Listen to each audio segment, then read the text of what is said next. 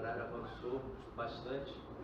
E aí, quando me entregaram a palavra, já era coisa assim de 9h20, alguma coisa assim. Aí o pastor falou comigo: meu irmão, fica à vontade, você pode pregar o tempo que o Espírito Santo quiser. O povo vai embora 9h30, mas o irmão pode pregar. O zelador fica aí, então você sinta muito à vontade.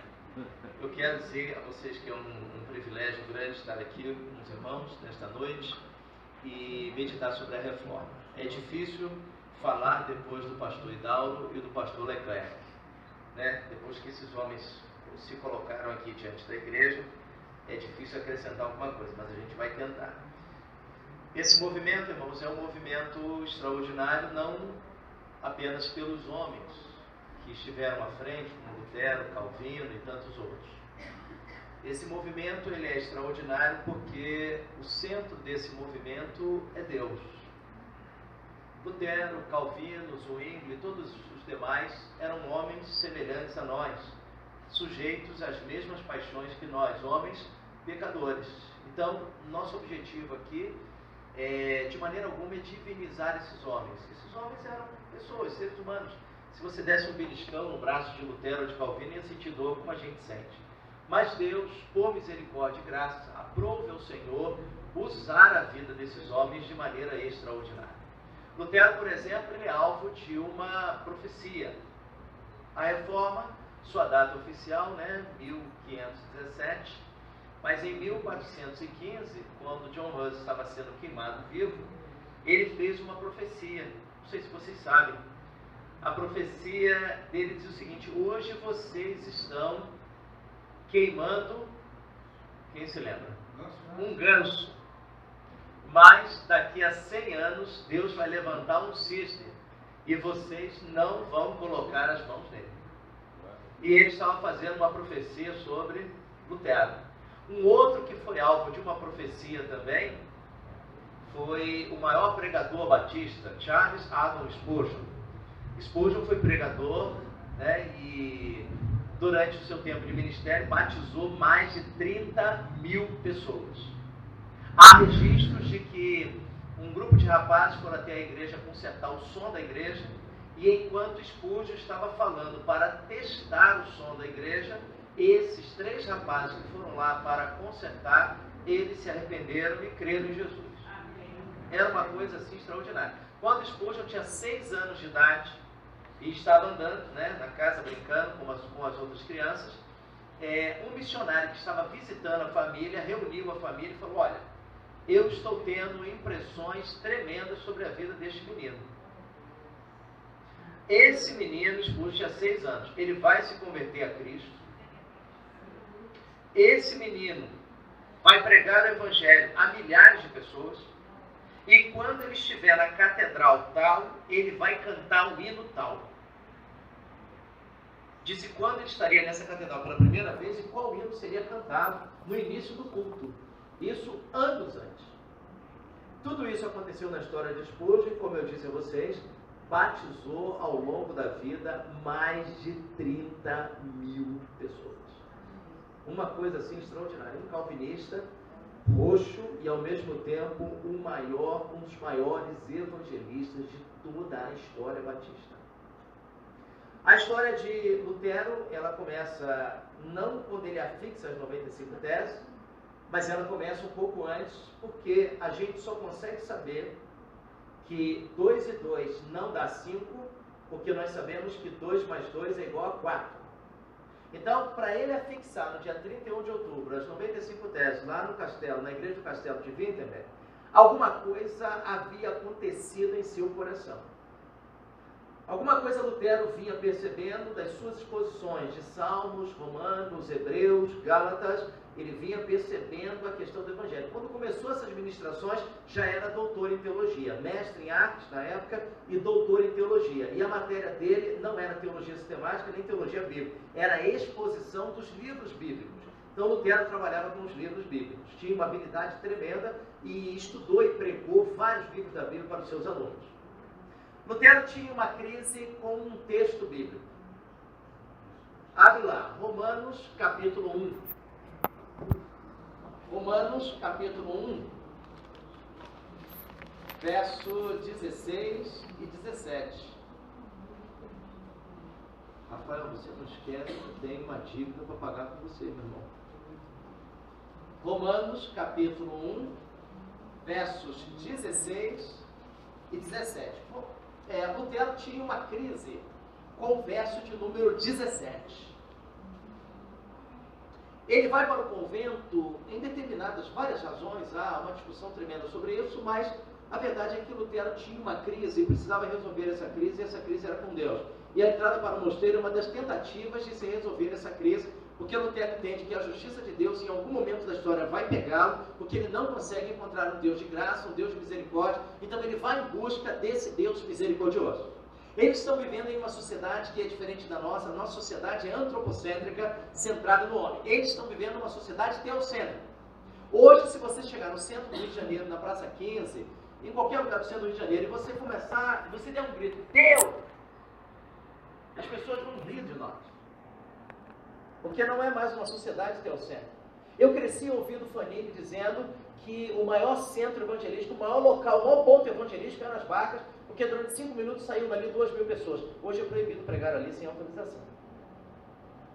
Então, a nossa realidade mudou. Se para o bem ou para o mal, o tempo vai mostrar. Mas a nossa realidade mudou. Mas nos dias de Lutero, a sociedade era teocêntrica. Todos estavam preocupados com a questão da morte, com a dança no juízo final.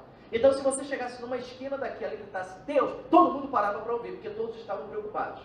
Lutero e Calvino trabalham na virada da Idade Média para a Idade Moderna. Idade Média, Deus está no centro do imaginário religioso da sociedade. Idade Moderna, Deus é tirado e entra a razão. E hoje nós estamos na pós-modernidade. A pós-modernidade fez o quê? Tirou Deus do imaginário e não colocou nada. Por isso esse vazio existencial. As coisas não têm sentido, porque Deus foi retirado do imaginário religioso das nações.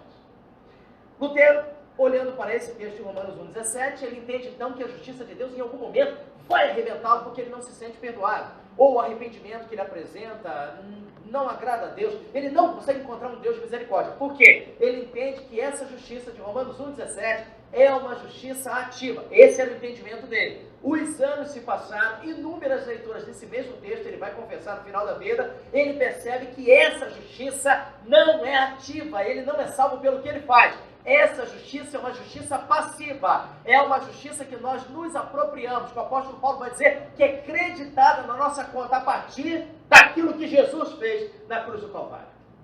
Então, Romanos capítulo 1, versos 16 e 17. Porque não me envergonho do Evangelho, pois é o poder de Deus para a salvação de todo aquele que crê, primeiro do judeu e também do grego. Pois a justiça de Deus se revela no Evangelho de fé em fé, do começo ao fim pela fé. Como está escrito, o justo viverá pela fé. Quando Lutero entende que a justiça que está nesse texto não é uma justiça ativa, não é aquilo que ele faz para ser salvo, porque o homem não é salvo pelas obras, pela ética, pela moral, pela bondade, o homem é salvo pela graça de Deus, por favor imerecido dos céus sobre a nossa vida, amém, irmãos? Então, quando Lutero entende que essa justiça é uma justiça passiva, ele diz no final da vida, lá em 1548, que as portas dos céus se abriram sobre a sua vida e ele percebeu a glória de Deus descendo sobre ele.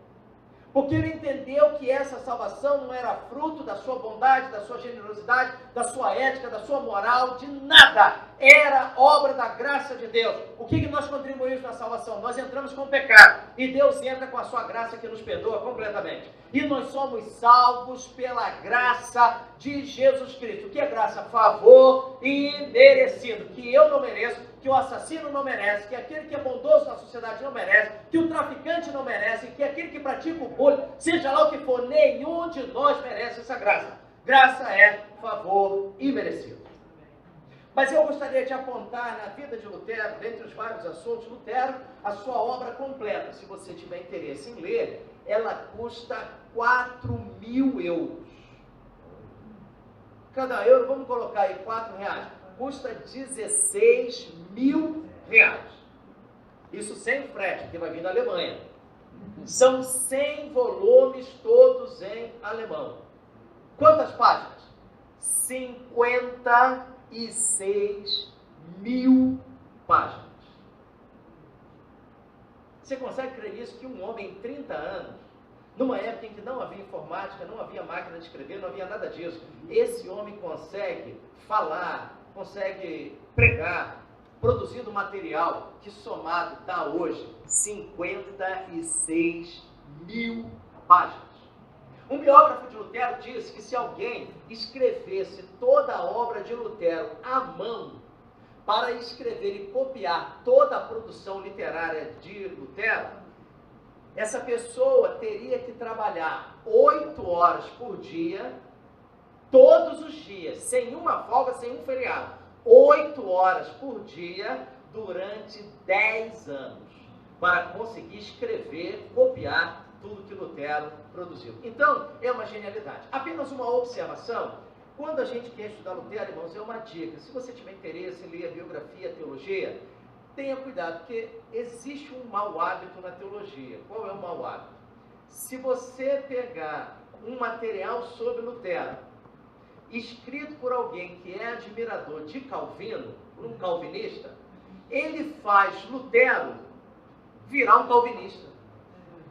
Ele é tão apaixonado por Calvino que ele faz Lutero virar. Então, o meu conselho a você, se você tiver interesse em ler sobre Lutero, leia obras produzidas por luteranos, porque aí você vai ter acesso a alguém que vai realmente esmiuçar o pensamento do reformador alemão sem colocar outros pressupostos que não sejam da sua teologia. Mas eu gostaria de falar em Lutero sobre a doutrina da vocação. O que é a doutrina da vocação em Lutero? Se você olhar para a Europa do século XV, esses países da Europa Ocidental, eles são todos parecidos. Itália, Alemanha, Inglaterra, França, Holanda, Dinamarca, Suíça, Finlândia, Suécia e por aí vai. Eles são todos parecidos até o século XV. Até porque não havia essa divisão entre estados modernos que nós conhecemos hoje, que ela é depois da Reforma. O que fez esses países da Europa se tornarem tão desenvolvidos? O que fez a Inglaterra ser uma potência? O que fez a Alemanha ser uma potência? O que fez os Estados Unidos serem a potência que são? O que fez o Japão ser uma potência que é? Se eu disser a você que foi o Evangelho,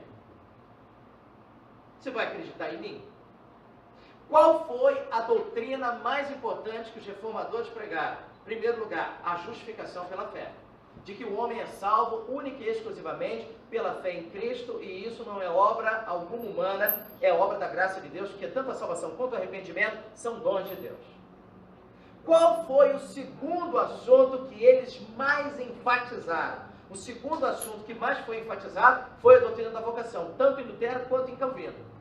O que a doutrina da vocação diz? A doutrina da vocação diz o seguinte: Deus tem duas realidades: o reino espiritual e o reino terreno. Não há dualismo, não há oposição entre eles. Tanto o reino espiritual quanto o reino material estão sob o comando de Deus. O reino espiritual, representado pela igreja, é comandado pela palavra, pelas escrituras sagradas. O reino material é comandado pelas leis criadas pelos homens, e isso é um dom de Deus. Como que você explica, por exemplo, um deputado, um senador, um vereador criar uma lei que aos nossos olhos é justa, sendo que esse homem não crê em Deus, esse homem não tem fé em Jesus, mas ele é capaz de criar uma lei justa? Paulo vai dizer em Romanos 2,14 que a lei, ela está impressa no coração do homem. Então, um homem, mesmo sem Cristo, ele tem uma ideia de certo e errado. Então, o reino espiritual é comandado pela palavra, pela escritura. O reino material é comandado pelas leis dos homens, codificadas na Constituição da República Federativa do Brasil, na Constituição Estadual e na Lei Orgânica do Município. É a forma como o reino material é comandado. Então, essa é a teoria de Lutero dos dois reinos. Não há oposição entre eles. Cristo é Senhor sobre o reino espiritual, Cristo é Senhor sobre a realidade material. Esses dois reinos se subdividem em 3 estamentos. O que são os estamentos?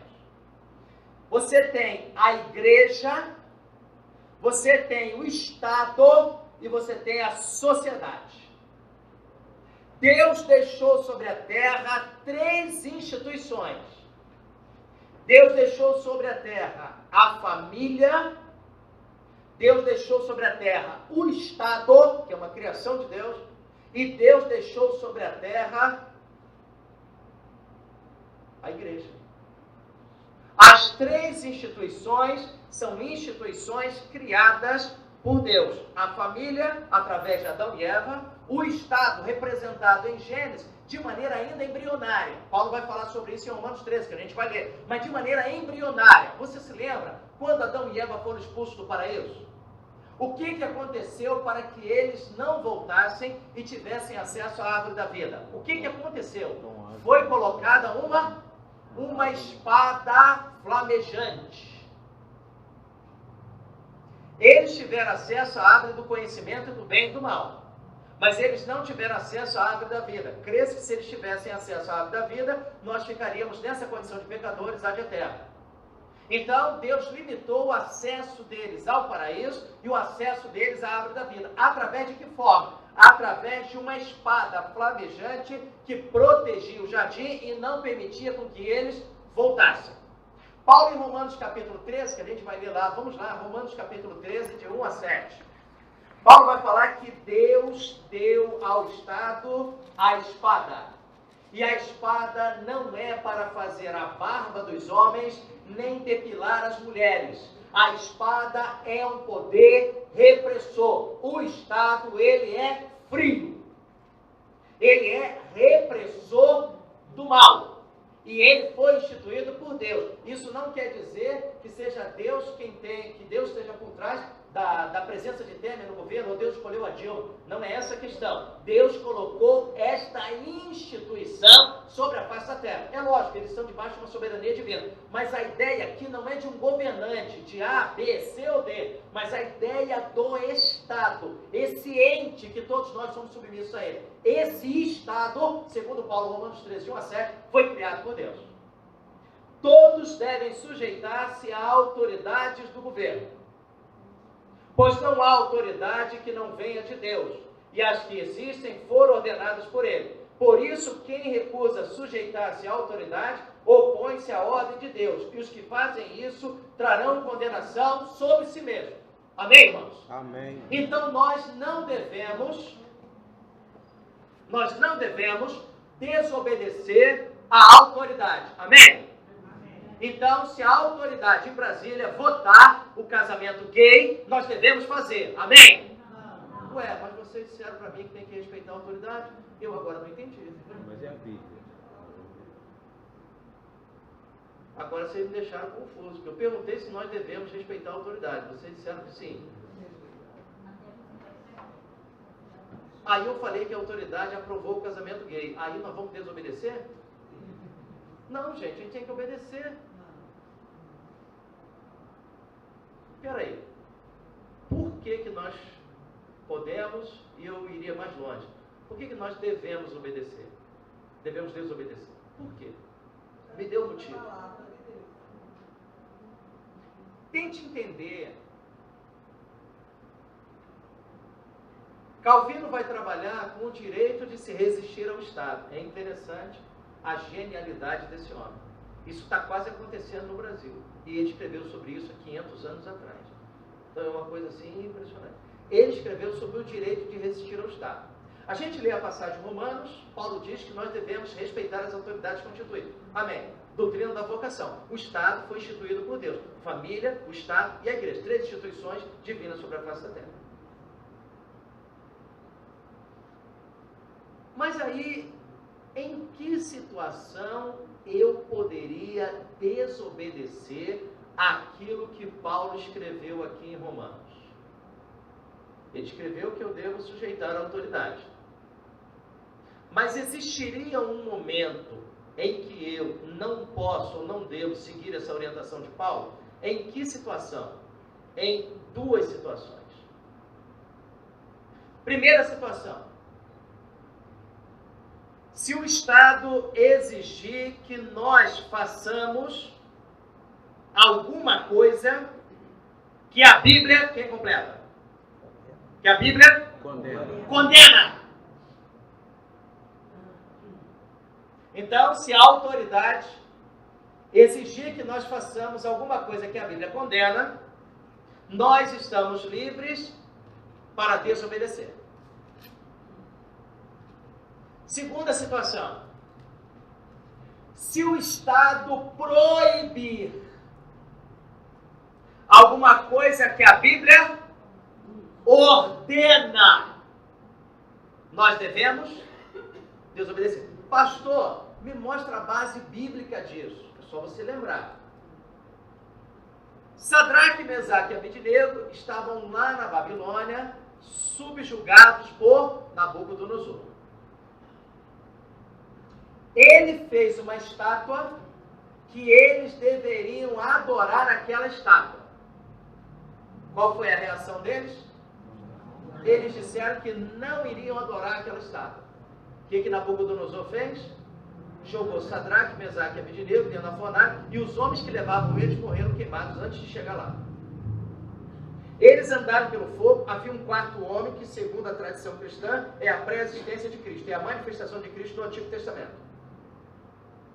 Deus os livrou daquele fogo, eles saíram sem nada queimado, foi literalmente um milagre. Eles desobedeceram, por quê? Porque foi ordenado alguma coisa que a Bíblia condena. Agora vamos a Daniel no mesmo livro. Nabucodonosor baixou um decreto assinado pelos medos e pelos persas, de que não deveria haver nenhuma oração a nenhum outro Deus, senão o Deus da Babilônia, que era o Deus Marduk. Daniel entendeu que ele não deveria orar ao Deus Marduk, mas deveria orar ao Deus de Israel. Ele foi até a sua casa, até o quarto, a janela estava aberta, e ele orou virado para Jerusalém. Foram lá, viram e espiaram a intimidade espiritual de Daniel, denunciaram ele. O que aconteceu? Foi lançado na cova dos leões.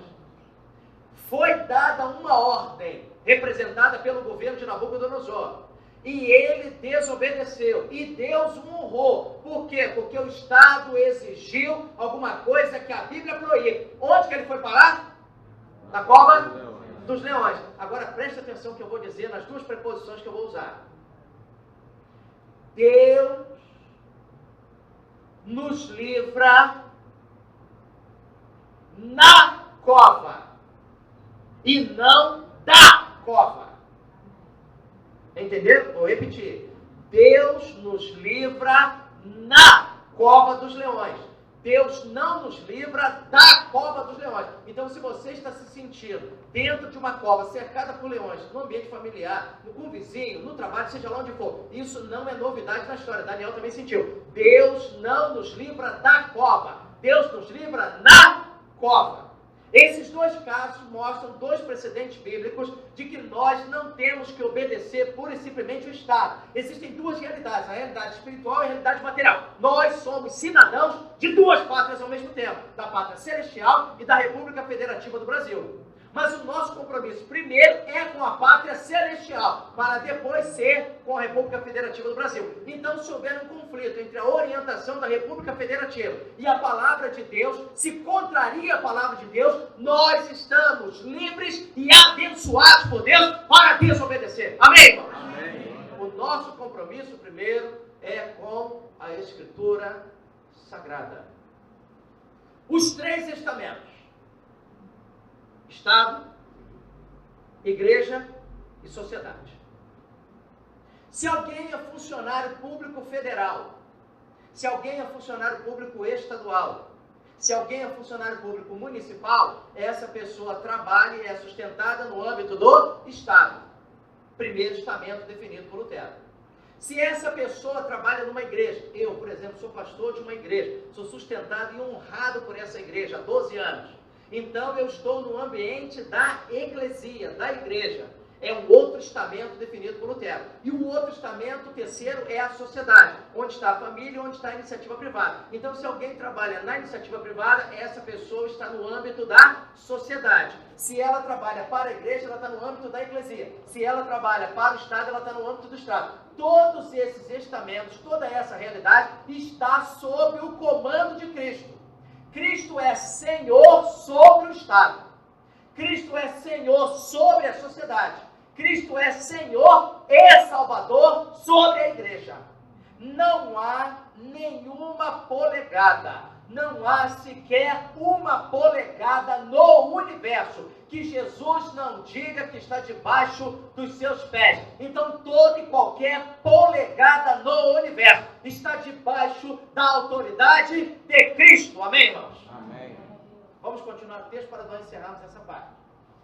Porque, verso 3, porque os governantes não são motivo de temor para os que fazem o bem. Então, numa situação ideal, alguém que pratica a lei nunca será incomodado pela justiça. Porque os governantes não são motivo de temor para os que fazem o bem, mas sim para os que fazem o mal. Não queres temer a autoridade? Faz o bem e receberás o louvor dela. Se você não pratica nenhum crime, a autoridade nunca vai bater a porta da sua casa. Você vai passar por essa vida em perfeita paz, trabalhando, se aposentando, se temer deixar, e você vai viver a sua vida com Cristo em nome de Jesus. Verso número 4. Porque ela é servo de Deus para o teu bem. Mas se fizeres o mal, teme, pois não é sem razão que ela traz a espada. Pois é serva de Deus e agente de punição de ira contra quem pratica o mal. Então Deus deu ao Estado a espada. A espada não é para fazer a barba nos homens e depilar as mulheres. A espada é o símbolo de um elemento repressor do mal. O Estado tem esse poder, e esse poder foi imbuído por Cristo. A forma como vai se organizar, se é uma república parlamentarista, se é império, se é monarquia, aí é uma questão humana. Mas a ideia desse ente federativo ao qual nós nos submetemos num pacto social, isso nasceu no coração de Deus. Amém? Verso 5. Por isso é necessário sujeitar-se a ela, não somente por causa da ira, mas também por causa da consciência. Por essa razão também pagais imposto, porque eles são servos de Deus para atenderem a isso. Dai a cada um que lhe é devido, a quem tributo, tributo, a quem imposto, imposto, a quem temor, temor, a quem honra, honra. Vamos agora a Efésios capítulo 5, verso 18. Efésios capítulo 5, verso 18. Efésios capítulo 5, verso 18 tem aí um bloco temático.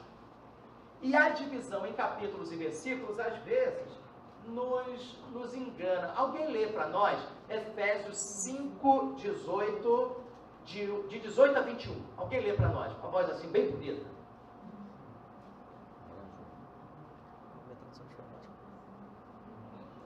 E não se embriagueis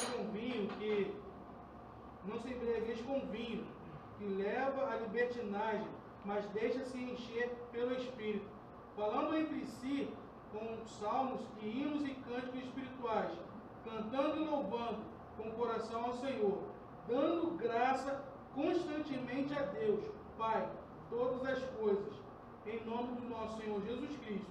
Sujeitem-se aos outros por temor a Cristo. Amém. Obrigado, meu querido. Irmãos, vejam que Efésios 5, 18 vai até capítulo 6, verso 9. É um bloco temático de um assunto específico que o apóstolo Paulo está trabalhando. A gente às vezes não percebe porque 5,18 começa no capítulo 5 e 6,9 termina no capítulo 6. Mas quando Paulo escreveu a carta, não havia divisão em capítulos nem em versículos.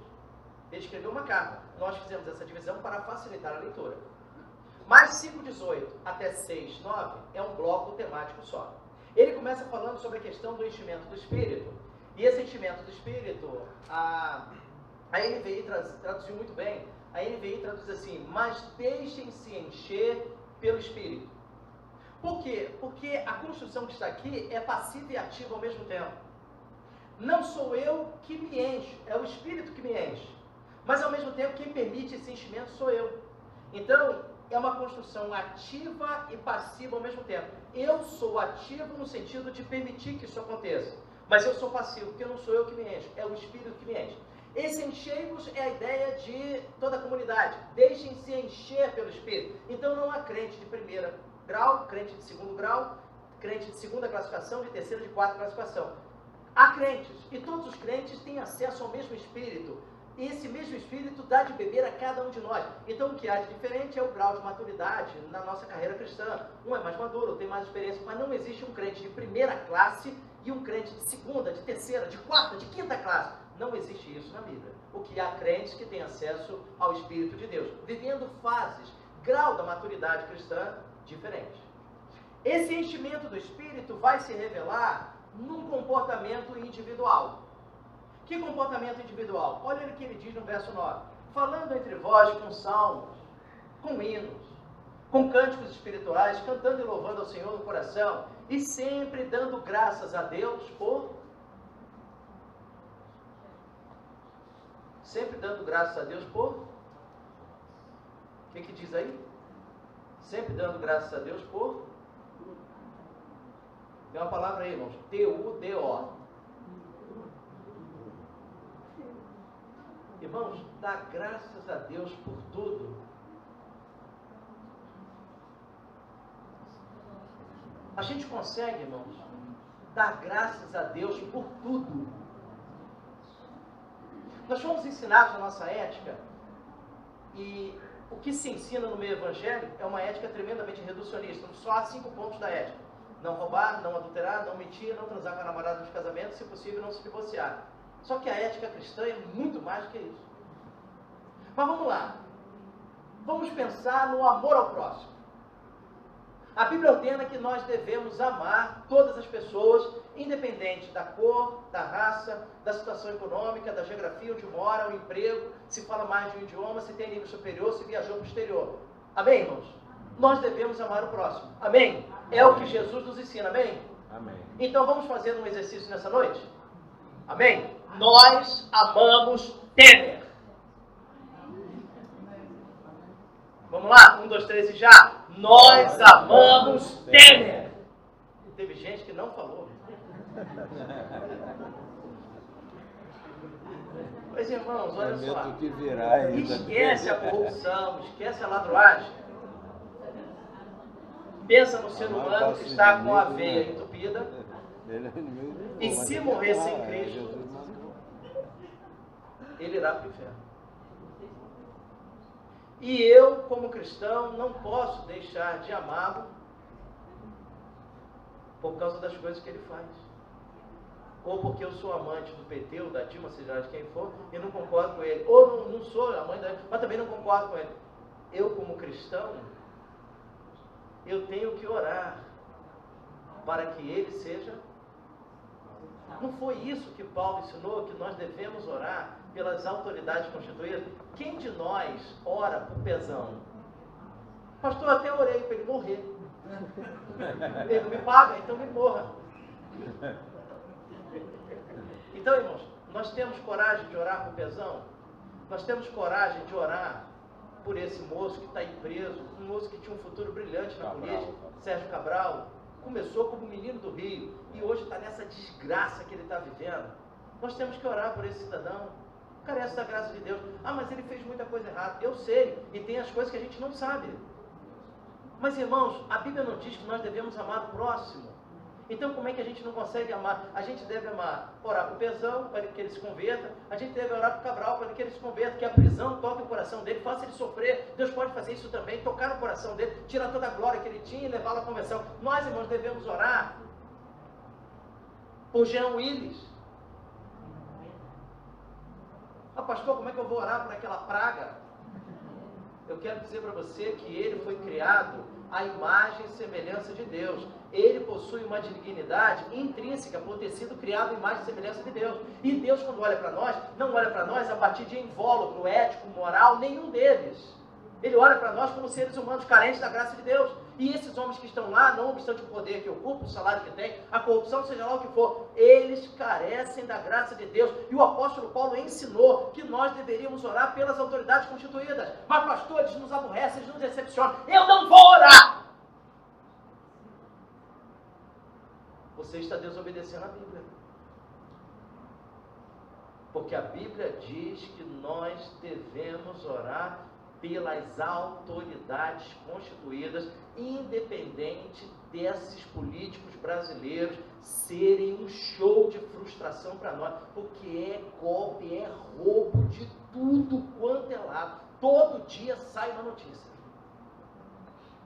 Mas independente disso, irmãos, o Evangelho de Jesus é maior do que qualquer ideologia humana. Amém, irmãos? Amém. Efésios 5,18, ele fala que nós devemos dar graças a Deus por tudo. Ao Pai, em nome de nosso Senhor Jesus, sujeitando-nos uns aos outros no temor de Cristo. Depois disso, ele começa a falar às mulheres. Depois ele fala aos homens. Depois ele fala aos pais. Depois ele fala aos filhos. Você está lembrado? Que ele vai dizer aos pais que não devem provocar a ira. Vai dizer aos filhos que devem obedecer aos pais, que esse é o primeiro mandamento com promessa. Então você observa bem que nós exercemos várias vocações ao mesmo tempo. Imagina comigo um jovem, um casal, um rapaz com 25 anos e a moça com 24 anos se casam aqui na igreja. Eles dois se casam, 2 anos depois eles têm o primeiro filho, nasce uma criança abençoada, uma criança maravilhosa. Então ele e ela agora, 2 anos mais velhos, são pais de uma criança consagrada ao Senhor Jesus. Mas ele tem o pai e a mãe que são vivos. Ela tem o pai e a mãe que são vivos. Então olha só, eles exercem várias vocações ao mesmo tempo. Ele, o rapaz, agora com 27 anos, ele precisa perceber o que a Bíblia diz sobre a orientação de um pai. Como deve ser um pai cristão, porque ele é pai. Ele deve ver o que a Bíblia diz sobre o marido cristão, porque ele é casado. Se ele fosse viúvo, não deveria se preocupar com isso. Mas ele é casado. Então, qual a orientação de como o marido deve tratar a esposa? Ele deve ver isso.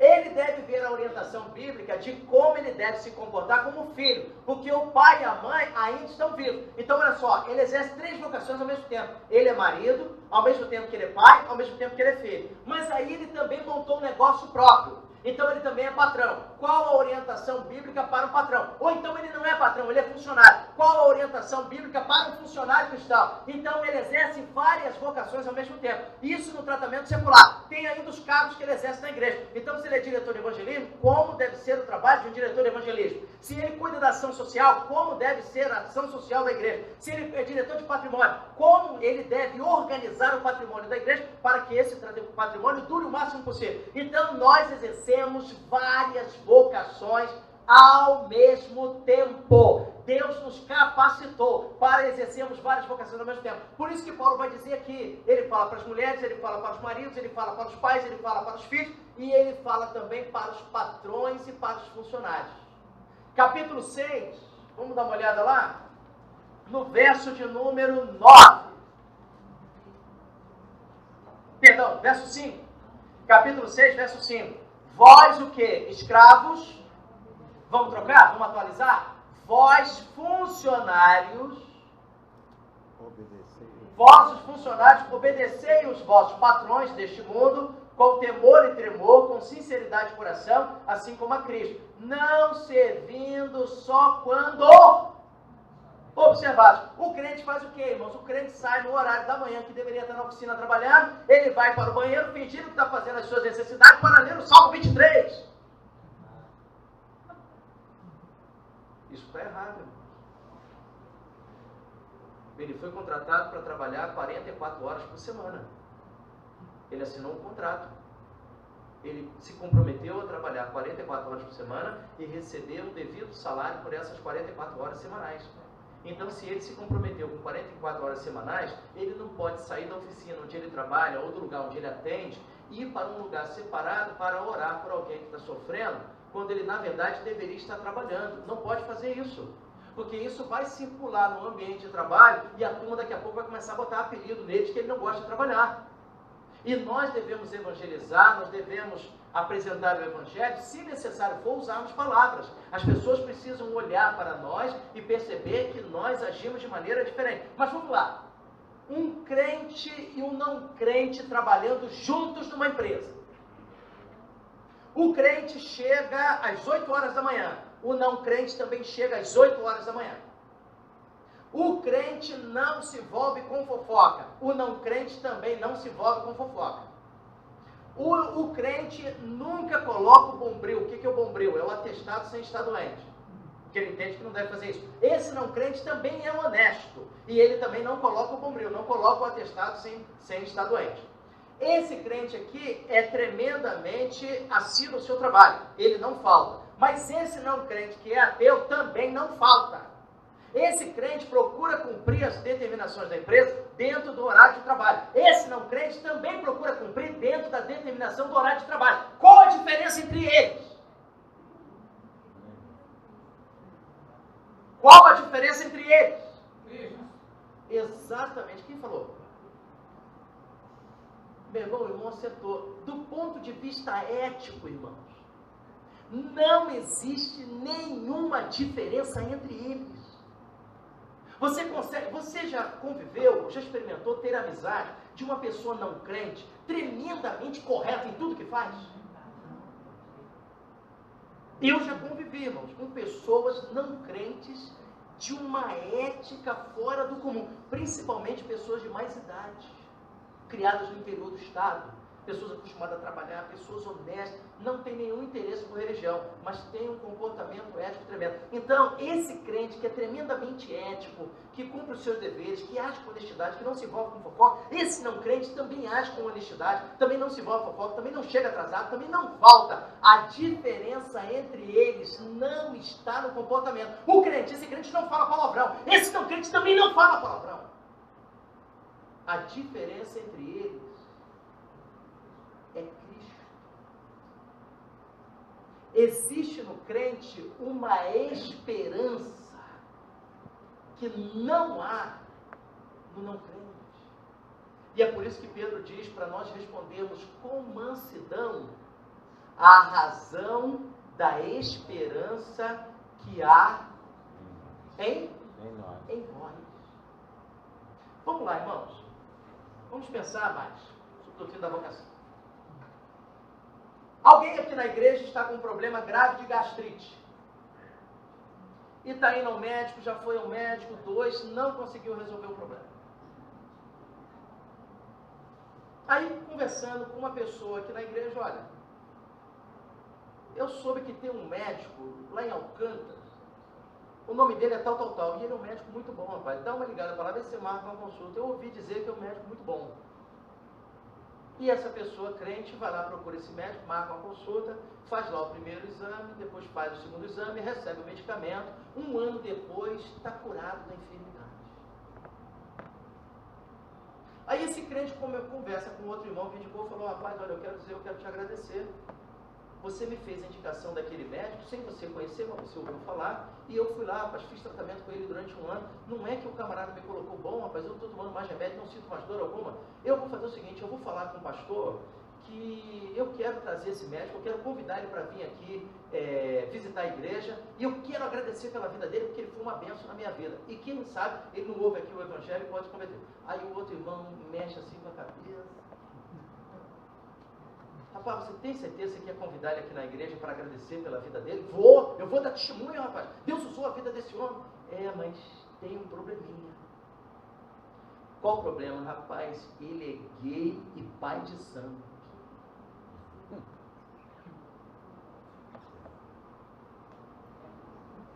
E aí, irmãos? A gente traz o homem aqui para agradecer pela vida dele? Olha.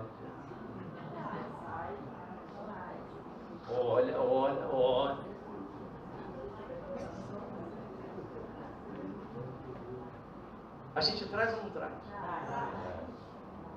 Mas o camarada dele e o pai de eu posso agradecer pela vida dele, por quê? Como? Não, irmãos, tenta entender. Quando ele é convidado para vir aqui e o pastor agradece pela vida dele e ora pela vida dele, nós estamos agradecendo pela instrumentalidade dele como médico. Eu não estou concordando, irmãos, com nada da vida pessoal dele. Se ele for flamenguista, é um homem abençoado. Mas se não for, não tem problema, eu vou orar por ele assim mesmo. Amém? Eu estou orando, irmãos, pela habilidade técnica, pela ciência, pela destreza que esse cidadão tem e que Deus usou para me curar. Eu não estou compactuando com as escolhas pessoais que ele faz. Você está entendendo? A pessoa e a vocação. Vamos lá. Seleção brasileira, final da Copa do Mundo, Brasil e Argentina. Maracanã. 3-0 Brasil. Maradona passando mal, aquela confusão toda, Los Hermanos em crise. Vamos colocar os 3 gols, um gol de Romário, um gol de Ronaldo Fenômeno e um gol de Ronaldinho Gaúcho. Irmãos, Romário tem filhos em relações fora do casamento. Ronaldinho Gaúcho tem sérios problemas nessa questão também. Ronaldo Fenômeno até envolvimento aí com moralidade teve. Eu posso vibrar com o gol feito por esses homens? Sim. Poxa, mas do ponto de vista ético e moral, esses homens têm algumas questões, né? Eu posso me felicitar com o gol, me alegrar com o gol feito por eles? Eu posso? Por quê? Eu estou me alegrando com a habilidade, já falaram aqui, com a habilidade. Eu estou me alegrando com a arte. Eu estou me alegrando com a técnica. Eu não estou concordando com nada da vida pessoal dele. Eu nem sei sobre a vida pessoal dele. Você consegue perceber isso? Que nós olhamos para as pessoas, existe o ser humano que carece da graça de Deus e existem as práticas desse ser humano. A doutrina da vocação vai mexer com aquilo que a pessoa serve à sociedade. Eu não estou discutindo as inclinações morais, sexuais, religiosas, eu não estou discutindo nada disso. Eu estou agradecendo pela técnica, pela instrumentalidade do médico, por exemplo, que talvez tenha estudado numa universidade pública estadual federal e nós bancamos essa universidade para ele estudar gratuitamente. Então nós colaboramos para ele aprender essa técnica. Eu estou agradecendo pela técnica, eu estou agradecendo pela instrumentalidade, eu estou agradecendo pelo conhecimento científico. Eu não estou concordando com a vida pessoal dele ou como ele trata os filhos. Amém, irmãos? Você está conseguindo entender a doutrina da vocação? Então vamos lá. Não servindo só quando observados, verso 6, como para agradar os homens, mas como servos de Cristo, fazendo de coração a vontade de Deus, servindo de boa vontade, como se servisse ao Senhor e não aos homens. O que Paulo está dizendo? Não é que a gente deve ser submisso no trabalho àquilo que é imoral, à humilhação, nada disso. Mas nós devemos cumprir o nosso dever da melhor maneira possível. Sermos um funcionário com dignidade no local onde nós trabalhamos. Se a gente não concorda com aquele local, não concorda com o salário, então nós vamos partir para uma oportunidade melhor. Vamos pedir a Deus que abra uma porta, mas vamos agir naquele lugar com hombridade. Guarde com você. Existem olhos que nos observam. Um jovem era líder da mocidade da igreja. E a igreja estava no mês da mocidade, um trabalho extraordinário. No último domingo pela manhã, o pregador que ia pregar faltou. O jovem presidente da mocidade foi até o pastor e falou: pastor, fulano de tal não vem, parece que teve um problema lá, parece que a esposa passou mal, ele não vai poder vir. Pediu 1000 desculpas, não esqueceu, mas não vai poder vir. Eu queria que o senhor assumisse. O pastor falou: não, o líder da mocidade é você prega. Ele pensou: peraí, pastor, não, você é o líder da mocidade, você vai pregar. Traz uma palavra e abençoa o povo. Ele foi lá para frente, irmãos, abriu a Bíblia e abençoou o povo. Quando chegou no dia seguinte, a sua mãe estava muito doente, no hospital internada, muito mal, e ele desempregado, passando por dificuldade financeira, uma luta tremenda. Ele pagou a passagem no ônibus, estava indo visitar a mãe, pagou a passagem no ônibus, quando o cobrador deu troco a mais. E ele, irmãos, momentaneamente ficou felicíssimo. Deus, obrigado, Senhor, porque o Senhor está vendo aí a dificuldade que ele está passando, e o Senhor me deu um dinheirinho a mais.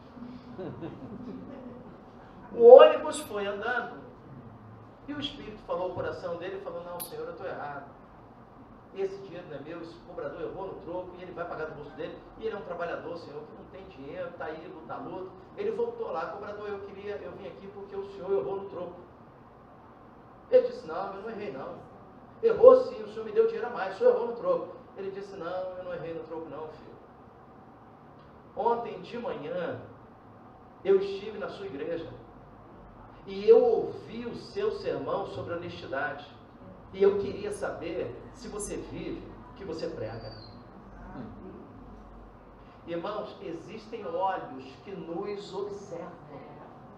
E quando nós estamos trabalhando num lugar com integridade, com seriedade, Deus nos honra. E outra coisa, você às vezes está trabalhando com alguém ali que está te observando, a forma como você trabalha. a sua maneira de lidar, o seu temperamento, a sua educação, o seu respeito. Essa pessoa sai dali. Conseguiu uma oportunidade melhor? Foi. Você, por outro motivo, saiu também, está desempregado. Você encontra com essa pessoa. E a pessoa diz assim, fulano, olha, nós estamos precisando lá na empresa de uma pessoa exatamente como você.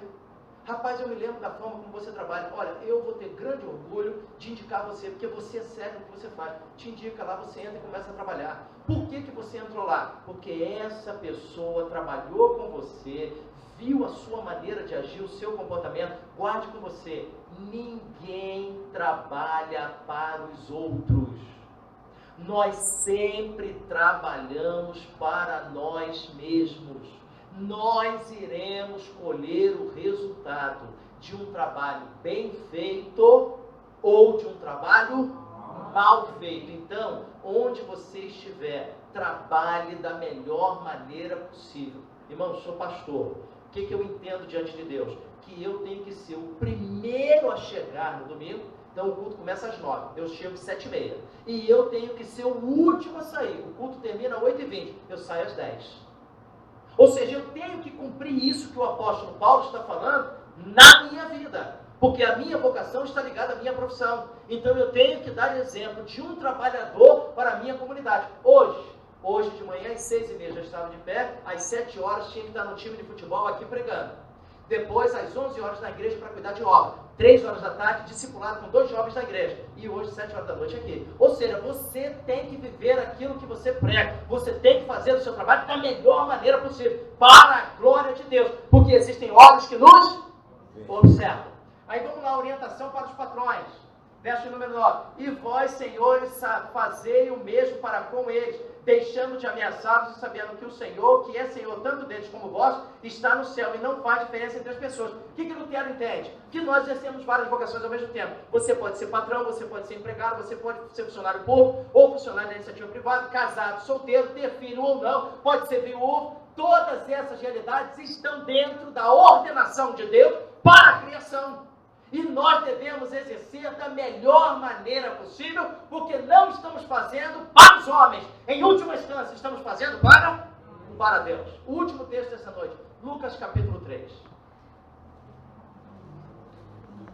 Lucas capítulo 3. Eu vou agora, irmãos, confessar um pecado a vocês. Ué, o pregador vem aqui, em vez de abençoar a gente, confessa pecado? Que diabo é isso? Vou confessar um pecado. Qual pecado que eu vou confessar em alto e bom som que fique gravado? A pessoa no Novo Testamento que nós mais amamos é Jesus Cristo. Depois de Jesus Cristo, normalmente a pessoa que nós mais amamos é o apóstolo Paulo. É aí que eu vou confessar o meu pecado, irmãos. Que depois de Jesus Cristo, para mim, o homem mais extraordinário do Novo Testamento é João Batista. Ele não tem uma biografia tão extensa quanto Paulo, mas ele tem uma biografia extraordinária. É uma pena, que a igreja evangélica, e quando eu digo isso, não estou falando de vocês ou da minha igreja, mas de maneira geral, o Brasil todo. A igreja evangélica é uma igreja excessivamente paulinista. Às vezes eu tenho a impressão que não foi Jesus que morreu na cruz, foi Paulo. Eu tenho essa impressão. Porque fala-se muito mais em Paulo do que em Jesus Cristo. E mais, se Jesus e Paulo estivessem na terra, talvez nós chegássemos para Jesus e disséssemos assim, Senhor, encosta em Paulo. Ué, mas por quê? Porque Paulo vai te ensinar a doutrina. Paulo manja muito de doutrina. A igreja, irmãos, ela tem que ser cristocêntrica. Nós temos que ler o apóstolo Paulo a partir de Jesus Cristo. Mas a igreja evangélica brasileira, ela é excessivamente paulinista. Eu não entendo por quê. Eu não entendo. Lucas capítulo 3, a partir do verso de número 10. Olha que coisa curiosa. Ainda na doutrina da vocação de Lutero. As pessoas foram até João Batista porque ele estava pregando a mensagem de arrependimento, o anúncio de que o juízo viria, e essas pessoas se arrependeram. Uma vez que essas pessoas se arrependeram, João Batista deveria orientar o quê? Elas agora devem ir ao templo de Jerusalém, ou uma sinagoga, que havia várias, elas deveriam ler o Antigo Testamento, a Torá, a lei de Moisés, elas devem orar, elas devem fazer jejum, elas devem se envolver com a obra de evangelização. João Batista não diz nada disso. Olha o que João Batista diz a eles. Lucas capítulo 3, verso número 10. Então as multidões lhe perguntavam o que devemos fazer.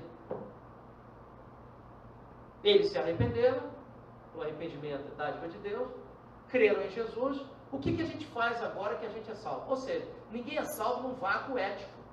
Existem coordenadas no Novo Testamento para a nossa vida. A relação com Deus não é jurídica, mas existem orientações para o bom viver sobre a face da terra. Eles foram até João Batista. João, nós cremos na sua palavra, nós cremos que o Messias virá, nós cremos no arrependimento, no juízo que você está pregando, e nós cremos na palavra que você está proclamando. Agora que nós cremos, que nós nos arrependemos, o que a gente deve fazer? Olha o que João Batista vai propor a eles. Verso 11, Lucas 3, 11. Ele respondia: quem tem? Reparta. Olha só, irmão, não deveria falar de oração? Não deveria falar de leitura da Torá, do Antigo Testamento? Não falou nada disso. Quem tem 2 túnicas, reparta com quem não tem. Então, não precisa ter 10 túnicas, não precisa ter 14, não precisa ter 20, não precisa ter 3. Basta ter 2. Sendo que, um detalhe do contexto, a segunda túnica servia para o período da noite. A amplitude térmica era muito grande. De manhã a temperatura 50 graus abaixo, fazia muito frio. Então a segunda túnica é para proteger a noite. O que João Batista diz? Se você deseja abençoar, quem abençoa ou quem deseja abençoar, faz sacrifício. Abre mão da segunda túnica, fica com um pouquinho de frio à noite para aquecer o outro. Então, quem tem 2 pares de sapato, divida com quem não tem. Quem tem 2 camisas, divida com quem não tem. Quem tem 2 calças, divida com quem não tem. Não precisa ter 3, basta que tenhamos 2. E ele continua, ainda no verso 11. Quem tem 2 túnicas, reparte com quem não tem nenhuma. E quem tem alimento, faça o mesmo. Vieram também alguns publicanos. Quem são os publicanos? Os publicanos são os pilantras. Os publicanos são judeus que fecharam, se mancomunaram com o Império Romano, que está dominando aquela região desde 70 a.C. Então, os publicanos, que são judeus, fecharam com o Império Romano e eles cuidam da alfândega, da cobrança de impostos. Só que o Império Romano manda cobrar R$10, eles cobram 30. O Império Romano manda cobrar 15, eles cobram 40. Então, o povo estava empobrecendo na mão dos publicanos. O que João Batista diz a eles? O que ele respondeu? Vieram também alguns publicanos para ser batizados e perguntaram: mestre, o que devemos fazer? Eles respondeu: não cobreis mais. Olha só, irmãos, não falou nada de oração, de leitura da Bíblia, da Torá, do Pentateuco, nada. Disse o seguinte a eles: eles não deveriam deixar de ser publicano. Pessoa se converteu, irmãos, trabalhando num bar, não obrigatoriamente tem que pedir demissão. A pessoa se converteu trabalhando no supermercado, não obrigatoriamente tem que pedir demissão. E veja bem, o lugar onde eles trabalham é o ambiente da propina. Se tivesse uma lava-jato naquela época, prenderia uma galera. João Batista não disse que eles deveriam sair do ambiente da propina, da gatunagem. João Batista disse a eles que não cobrem mais do que o estipulado. Não se suje com o sistema. Jesus disse: eu não peço que tire do mundo. Não tem como a gente sair do mundo, a não ser que morra. Mas eu peço que os livre do mal. Então Deus olha por nós para nos livrar do mal. Mas a gente não tem como sair desse mundo, não tem como sair dessa criação. Foi aqui que Deus nos colocou e vamos ficar aqui até o último dia. Salmo 139 diz que todos os nossos dias foram escritos e determinados quando nenhum deles havia ainda. João Batista diz o seguinte: vocês vão voltar para a alfândega. E agora que vocês estiverem como crentes na alfândega, vocês não vão se envolver com a pilantragem que tem lá. Eles não deveriam sair da alfândega. Eles deveriam voltar para lá. E lá agir de maneira diferente. Vamos continuar, que ele vai falar sobre a PM da época. Vamos continuar. Segura aí. Segura aí. Verso 14. E também a PM de Jerusalém veio e se apresentou. Vários PMs e uma rapaziada do BOP de Jerusalém se converteu. Agora, eles deveriam sair da PM, eles deveriam sair do BOP. O que ele diz? E também alguns soldados perguntaram, e nós, o que devemos fazer? Ele lhes disse, de ninguém tomeis nada à força, nem façais denúncia. O que é a denúncia falsa hoje? Tem um nome. Que o PM às vezes faz para incriminar o indivíduo. Eu não estou lembrando agora do nome. Como é que é o nome? Não, tem um nome que eles fazem e uma espécie de boletim, eles criam uma situação para incriminar a pessoa. Agora eu não estou lembrando o nome. Não são todos os policiais que fazem, mas alguns policiais simplesmente fazem. Ele forja. Eu esqueci agora o nome. Irmãos, vamos pensar. O mandamento em Êxodo diz, não matarás. Amém? Amém? Só que a tradução exata não é não matarás. A tradução exata é não assassinarás. Vamos lá. Um pastor trabalha numa igreja e nessa igreja tem uma irmã que é mãe de um capitão da PM. O filho foi criado na igreja, mas se distanciou, vive princípios cristãos, mas não se comprometeu mais com a fé. E ele chega para a mãe e fala assim, mãe, nós vamos fazer um culto ecumênico lá, e o coronel me chamou e pediu para eu escolher a pessoa para pregar, um padre, um pastor e tal. Eu queria saber da senhora o seguinte, pergunta lá ao pastor se ele pregaria nesse culto ecumênico. É um culto de final de ano, de gratidão, ecumênico, que vai reunir várias denominações cristãs ali e tal, e ele teria a palavra. Pergunta a ele se ele nos abençoaria trazendo a palavra nesse dia, sabendo que não é para ele lá pregar sua doutrina, senão vai fragmentar o negócio. É para ele apresentar o evangelho, falar de Deus. A mãe pergunta ao pastor, e o pastor diz, olha, para mim é uma honra participar desse trabalho, ter sido escolhido, pode dizer que no tal dia ele dá o endereço, dá o convite, tudo direitinho, a hora, e o pastor se apresenta lá.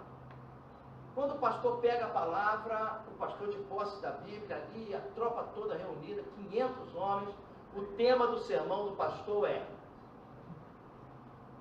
consagre seu revólver a Jesus Cristo.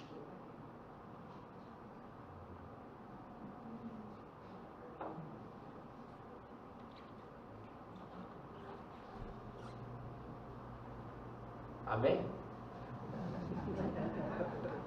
A pessoa vai responder assim, é ruim, hein? É muito da merda esse negócio.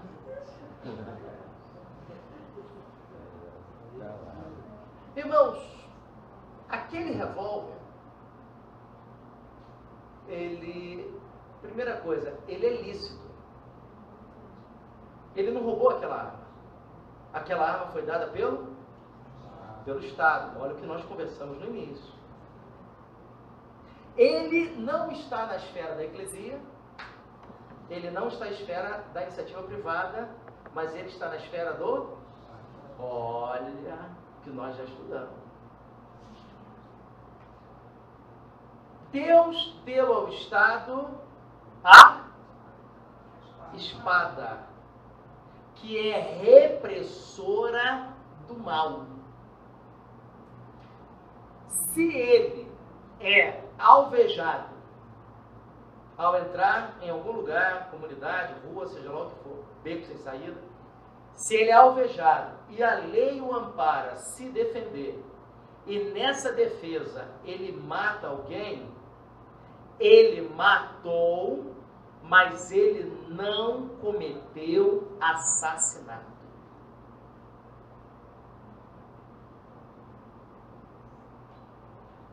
Você consegue entender isso? Agora, se ele pura e simplesmente viu alguém lá no morro armado que não o alvejou e não oferece perigo, e ele atira e mata, ele matou e ele cometeu assassinato.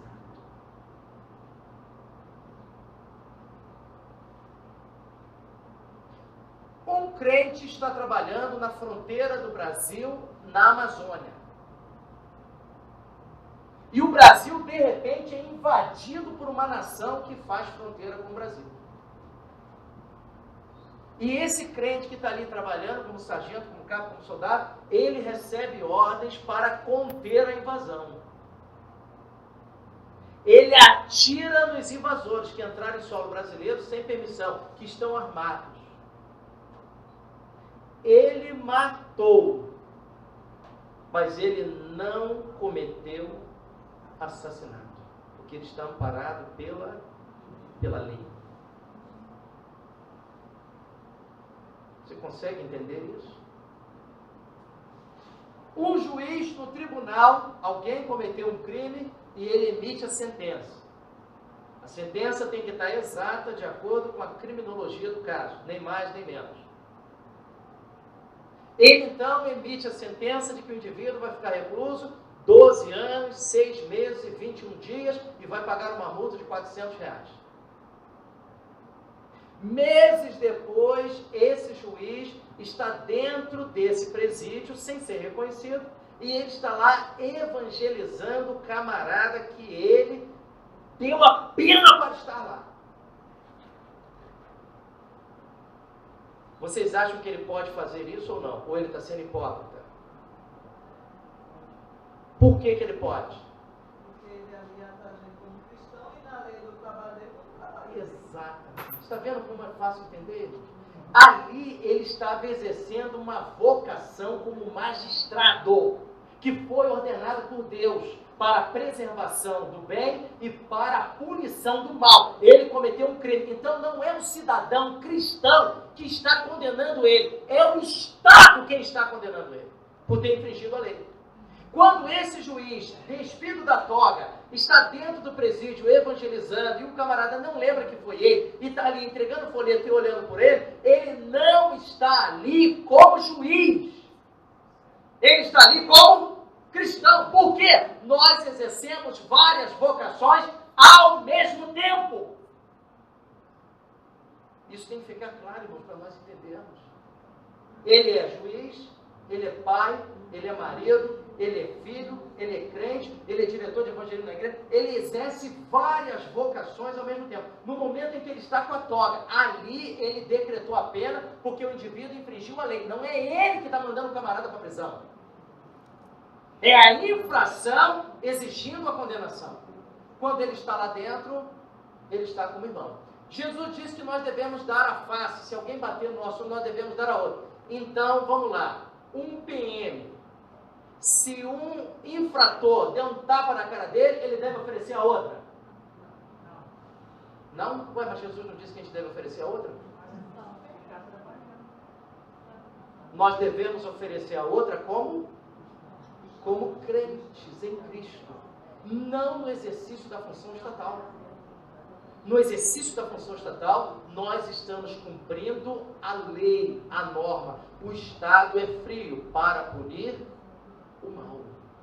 Então, irmãos, a doutrina da vocação, ela é extraordinária.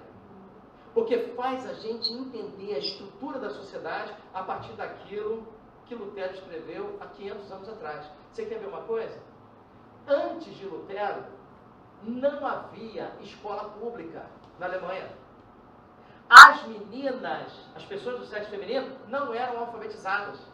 Lutero, num sermão, numa prédica, numa exposição bíblica, cujo título é O Dever dos Pais Mandarem os Filhos à Escola, ele teceu uma crítica feroz aos príncipes da Alemanha, dizendo a eles que deveria existir escola pública para os meninos pobres e que as meninas tinham direito também à alfabetização.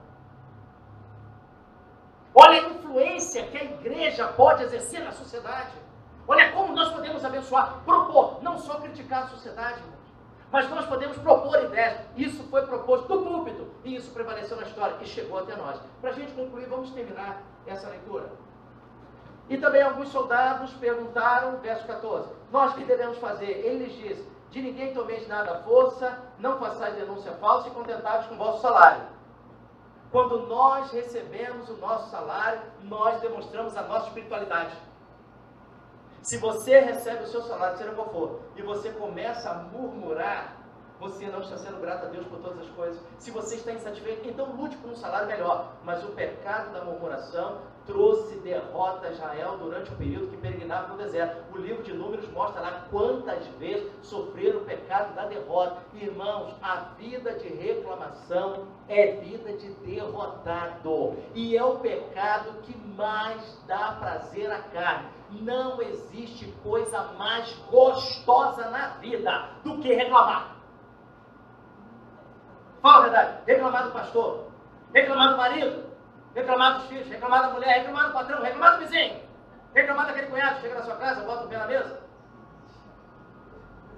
Não tem coisa mais gostosa para a carne, para o pecado, do que a vida de reclamação. Mas o livro de Números mostra que o povo de Deus sofreu várias derrotas no deserto por causa do pecado da murmuração. Se existe um pecado que Deus abomina, é o pecado da reclamação. E o texto continua. Estando o povo em expectativa e pensando que todos no coração que talvez João fosse o Cristo, João disse a todos, eu vos batizo com água, mas vem aquele que é mais poderoso do que eu, de quem não sou digno de desaltar a correia das sandálias, ele vos batizará com o Espírito Santo e com fogo. Irmãos, em nome de Jesus, eu queria fazer um apelo a você de continuar estudando aquilo que foi produzido na Reforma. Eu tenho pesquisado esse assunto, especialmente os escritos de Lutero, e tenho sido assim muito abençoado. Digo a vocês que há 500 anos atrás, eles estavam à nossa frente. Há 500 anos atrás, eles estavam à nossa frente. A igreja evangélica, de uma maneira geral no Ocidente, de lá para cá, ela regrediu, porque eles naquela época perceberam aquilo que eu estou apresentando aqui para vocês como novidade, e eles descobriram isso há 500 anos atrás. Então nós vamos orar nesse momento, e eu quero agradecer a Deus pelo privilégio de estar aqui com os irmãos, pela atenção de vocês até esse horário, graças a Deus por isso, a misericórdia dos irmãos, e quero desafiá-los a continuar pesquisando esse assunto, e outros assuntos mais que acham na Reforma. Tem tanta literatura, você vai para a internet, você não precisa nem ir à livraria, você vai na internet, vê uma livraria dessa, na própria editora, você pede lá, paga o frete e o material vem direto para a sua casa. Então a gente, irmãos, pode aprender e pode aprender muito para a glória de Deus. Vamos orar nesse momento? Senhor, eu quero te agradecer, ó Deus, pela vida do teu povo reunido neste lugar. Quero te agradecer, ó Deus, que o povo entendeu a palavra. Quero te agradecer, ó Deus, porque aqui estão pessoas inteligentes, pessoas capazes, pessoas que prestam atenção, pessoas que raciocinam junto com o pregador. Esta igreja, Senhor, muito me alegrou nesta noite. Essa igreja, ó Deus, está de parabéns, não só ela como seu pastor. É uma igreja, ó Deus, que ama a tua palavra e que ama refletir sobre ela. Que o Senhor a todos abençoe. Que o Senhor leve os teus servos e servas, ó Deus, em paz para os seus lares. Que eles possam dormir, ó Deus, e ter o justo descanso. E que amanhã pela manhã a igreja esteja reunida para a glória e honra do teu santo nome. Para te louvar de coração. Que o amor de Deus, o nosso Pai, que a graça salvadora de Cristo Jesus e que as doces consolações do Espírito de Deus seja sobre todo o teu povo reunido neste lugar, seja sobre a vida daqueles que não puderam estar aqui, seja sobre os enfermos e desempregados dessa igreja, seja, Deus, sobre todo Israel espiritual do Senhor em toda a terra, hoje e sempre. Amém. Amém.